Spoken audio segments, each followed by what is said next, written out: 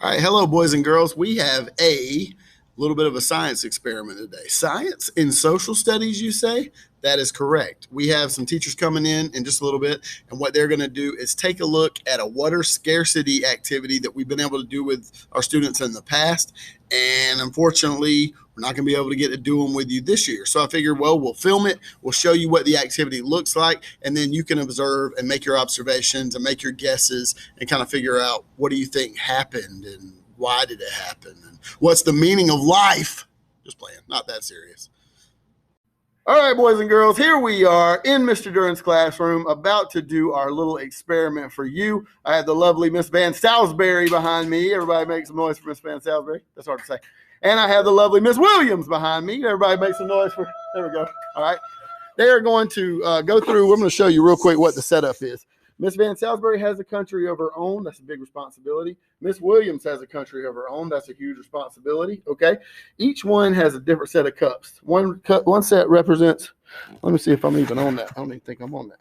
One set represents agricultural needs. I'm going to do a pan over. One represents industrial needs, and one is human needs. And then there's a population and a resources bucket. What does all this mean, Mr. Duren?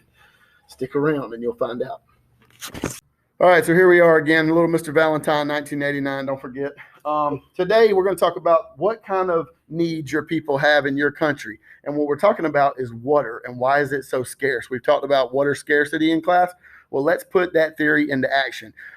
All right, what each person is going to have to do and kind of have to decide for their country is who gets what water, okay, based on the resources. They will each have one pitcher of water here. Oh my God, I spilled it on the, no, I didn't. This is the resource pitcher, and that is all the water they get. And they will have to fill up 3 different types of cups. If you can see that, it's super white. It's wider than Mr. Duren's bald spot. This right here is a cup that will be, there's 7 of these for agricultural needs. That's our farming to make our food and feed our crops. These are the industrial needs. There are 2 of these, okay? And then there is your human needs. We're talking about, and industrial needs is for your factories and manufacturing. Your human needs is going to be for drinking water, for cooking and things like that. Bathing, kind of important stuff, right? So that's what they're going to have to do is decide whether each cup gets a half a cup or a whole cup or a no cup. And what does that mean? Things are going really good here. You can see the ladies are pouring up their cups right now. They're making their big decisions. Oh, don't spill that water everywhere. It'll stain the, I'm just playing. Water won't stain anything, kids. Water doesn't stain, kids. That's why we use water, okay? But yeah, they're indicating on their paper right now. Let's see. What are you writing, Miss Van Salisbury? I did a whole cup for human needs. Okay. And a whole cup for industrial needs. Okay, so now you're indicating on your chart which ones you did a whole cup for. Mm-hmm. Okay, Miss Williams, what do you got over here? I have 3 non-cups, empty cups. Ooh, 3 empty for your agricultural? Okay. And the rest are full. Okay. Then I have 1 industrial that's empty, and then I have the 1 that's full, and then my human needs are full. Okay, all right. Well, let's see. So how many do you have empty on farming? You have 2 empty on farming? 3 empty cups on farming. Well, what are we going to do for those people that need water for farming for your country if you couldn't meet all your needs for farming? It's a tough spot. Yeah, so we weren't able to meet all of our needs for farming. Industrial, what about industrial though? Yeah, I don't know. Okay, so only half, but you did definitely fill up human needs. You think that's pretty important, right? Yeah, bathing food, or not bathing your food. You don't bathe your food, but washing your clothes and having drinking water. All right, Miss Van Salisbury, which choices did you make? So I have 2 empty cups for agricultural needs. Okay. The rest, all 5, are half. Okay.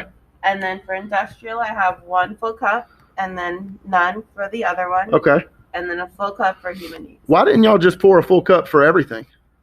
Well, see, our resources were quite limited, okay, and I ran out of resources for my industrial and my agricultural needs. How did you feel when you ran out and you started to have to kind of pick different options?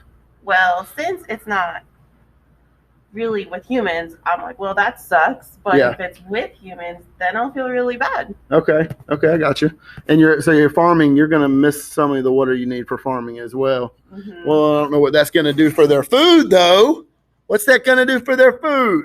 All right, so what we have here is we have some hard choices that were made, but it looks like they did their best to cover their bases and, get the water where it needed to be.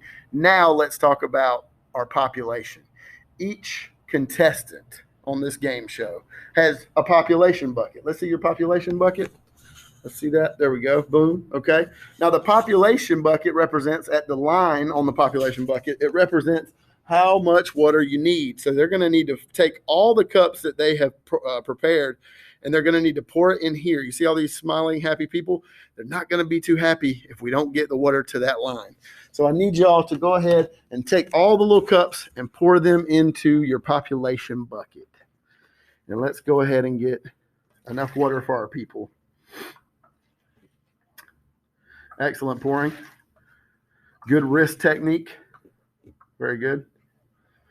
These are pros. These are not just your regular people. These are seasoned veterans at pouring cups of water. They've trained all summer. You have one that was a little different? That's okay. We'll go back and we'll check the data. Well, Miss Salick. Miss Van Salisbury. That's okay. This is my water line. That's my population line. So what does that mean for your population? So half of them don't have water. At least half, you think? Yes. Yeah, that's what at least more than half. Okay. What about over here? Same. Oh, man. Dang. So not only did we have to kind of figure out how to chop up what little bit we had to make sure everybody's good, but then we don't even have enough for the population. So this is some sad. We're going to hit the sad music. Boom, boom, boom, boom. All right. Well, that was good. Thank y'all so much. Thank y'all, ladies. Appreciate that. Thank you so much. Boom. And that's it. So maybe what I want you to do now is I want you to think about how it went, and maybe you would have made different choices. Maybe you wouldn't have left any of the agriculture cups empty because you think that farming would play a bigger role and was more important. Or maybe you would have made sure that no industry cups were left empty. But I want you to look at the information that I put on here on Google Classroom, and I want you to think about the choices you would have made and why, and what did the overall activity tell you about water scarcity in the countries that we've been learning about in their current situation.